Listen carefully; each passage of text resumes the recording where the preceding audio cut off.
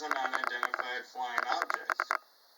Well, in the ancient times, we don't know that they would say, oh, there's an unidentified flying object, because we don't know that they would understand the notion of flying.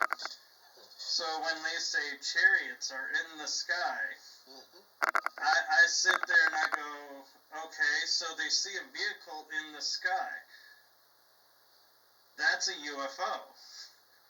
Because they would not, they're talking in terms of their language to relate to everyone. And so, I mean, when we look at a lot of the language that's used in the ancient texts, we're looking at it through modern eyes. We need to look at it through ancient eyes because, they're talking through their knowledge base.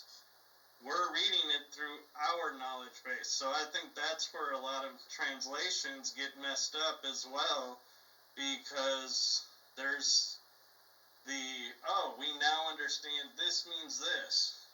Well, but that's now. We got to go back and think then.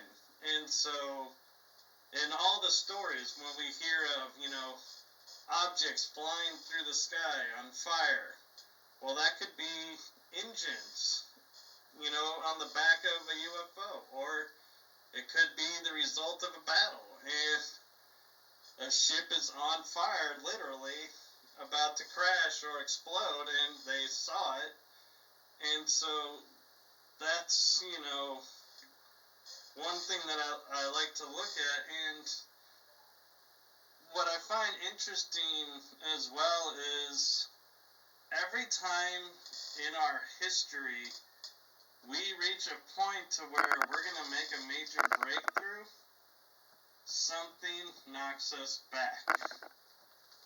Look at the Tower of Babel story. We were reaching the heavens. The tower's destroyed. We're created now in 4 regions, different languages. We can no longer communicate together. They divided us. Then we go into other advances, and we're divided again. And so, one of the most interesting aspects, and I'm sure some of you who are more familiar with religion will correct me if I'm wrong, but in the Bible, the very beginning of the Bible, it says, we are all the children of God. We are all made in His image. Well, that raises an interesting point when they say God is a male, because, wait, then what about the women? Because they're made in His image, so therefore God is a woman. But then we're made in His image, so God is a man. So it's like, wait a minute. Who is this God that created us that can look male and female? Well, that's, something to think about. But then when patriarchy took over the church from the matriarchal beginning, all of a suddenly mankind is second. We gave up our divinity. And I personally, when I read that and somebody's, says, you're not the child of God, Jesus is, and you're second to Jesus, I said, I never gave up my divinity. So, you don't have the right to take it away from me. No. I know when I was created, I was a child of God. I never said, nope, I relinquished my birthright, I relinquished my title. And so there's little nuances in all the stories that points to our having a much different origin than we're told. And I can't help but think, were we created as a slave race? Maybe. Because where did we get the idea of a slave system? But I look at the earth differently than a lot of people. To me, the earth is a proving ground. It's like a school. And so other races, other beings come here to learn because they no longer are in our environment that we created. And so they're like, hey, how do we learn how to do that, what they're doing? Well, you got to be born into the system. Well, the problem being born into a system, you forget when you're born into it how to get out of it. So we get stuck, and we go through this everlasting, never-ending reincarnation cycles until we finally reach that point where we go, wait a minute, I have done this maybe 100,000 times. Enough is enough. I know what I need to know. I figured it out, and we can go back from where we came from. That's why I feel like, certain people, when you say, where's home? They'll point to the stars. They're, some people call them hybrids, star seeds. But we're starting to regain awareness of our galactic origin, not our terrestrial origin. And we're realizing, we have more than 2 strands of DNA. I'm sorry. As complex as we are, I cannot buy the scientific term junk DNA in us. I don't see our creators going, okay, we got all this fine-tuned, the body's working perfectly, oh, we got these extra strands, let's just dump them in there, they'll never find them anyway. I feel like they are a purpose. And so what happens is we had them turned off when we were born, when we were created, so to speak. So now we're figuring out how to turn them back on, and we're gaining awareness, and that's why we're questioning, where are we coming from? And when we talk about the gods, I can't help but, as we talk about, like, the Garden of Eden, they tell us Adam and Eve were the only 2 humans in existence. They have 2 sons. What happens to those sons? They marry women from other tribes. Wait a minute. You said there was only 2 people on the planet. They had 2 kids. That makes 4. How do we have other tribes all of a sudden?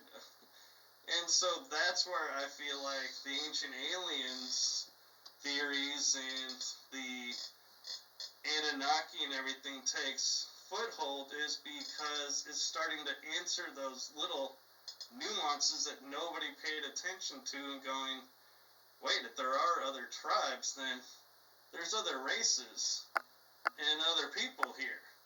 Wait a minute, something's not right. Maybe we are looking at this totally different, and maybe the Garden of Eden was Earth, and the other tribes are extraterrestrials that came and mixed in with the people on Earth. And so there's a lot of different angles and different ways to interpret these stories. And so our purpose, I feel like why we're here is to learn who we are and who we were meant to be when we arrived here, where we truly came from, not what is the future of our planet, how are we going to keep this planet alive. I'm sorry, I was noticing in 2020 when nobody could travel, the Earth really started cleaning itself up really well. So she doesn't need us to caretake her. She doesn't need us to keep her alive. She can do it all by herself. So we're just borrowing space here to learn. And so that's kind of my long-winded view of why we're here, is basically to remember where we came from and how to get back. Very good, Michael. Very Gnostic. Are you familiar with the Gnostic writings? I am. Okay, so very, very, very Gnostic. I run something, I have since I was a teenager, sometimes it's public and sometimes it's private, called the Olympian Starseed issue. And it operates on a lot of things that you expressed believing in. So one day we'll have a conversation. Look forward to it. I agree with Michael. I agree with Michael. That's once we got the body, that's how all of it, started running. And also too with Michael, what he was talking about ancient language and modern language, this is so true because they're trying to ancient language, they're trying to describe what they're seeing, chariots in the sky and all that other stuff. And also too, when Michael was saying, a lot of answers pop up with this ancient alien theory, like the missing link. Well, why is it missing? Well, it's because extraterrestrials stepped in, manipulated our DNA, and created Homo sapiens. And that's the reason why there's a missing link, because extraterrestrials got involved. And then sometimes I hear people go, well, how come, if they're out there, how come they just don't land on the White House lawn and introduce themselves? Well, in 1952, there was UFOs all over the White House. But no one really talks about that, And possibly there's a zoo hypothesis or the dark forest theory in which aliens don't want to get involved with us. With the zoo hypothesis, they want us to evolve. They want to watch us evolve. They're like watchers. They're observers. And the dark forest theory is that maybe we shouldn't be out there trying to make contact because there might be an alien race out there that's very hostile and is going to wipe us out. So we got to be kind of careful. And this show is called the UFO Entity Enigma, so we will be discussing these questions endlessly from one perspective to another perspective and see if it shed light on some darkness. You have something to say, Fulvia? Yeah, my finger keeps disappearing there. I wanted to say, just add something to what Michael said at the beginning of his talk about how we should be looking at the ideas of the time of the writing